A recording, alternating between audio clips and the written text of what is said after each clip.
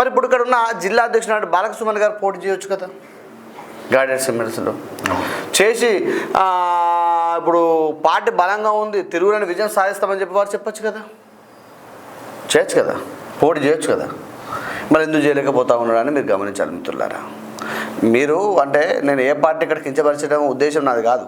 ఇక్కడ విషయం ఏంటంటే ప్రజలకు ఏది మంచి ఏది చెడు అనే విశ్లేషణ చేసుకొని కొట్లాడాల్సిందిగా మేము కోరుతూ ఉన్నాం.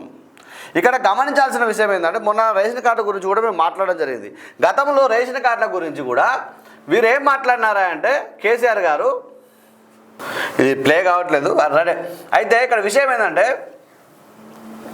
నార్మల్గా అప్పుడు కేసీఆర్ గారు మాట్లాడుతూ ఏం చెప్పినారా అంటే అసలు నిండు అసెంబ్లీలో ఏమైతే 4-5 సార్లు చేస్తాం, మేము 5-6 సార్లు చేస్తాము, అయితే తప్పేంది అని చెప్పి మాట్లాడు. ఇప్పుడు ఏమంటున్నారంటే గిట్లా చేస్తారా రేషన్ కార్డు మీరు తీసుకుంటారు, ప్రజలు ఇబ్బంది పెడతారని చెప్పి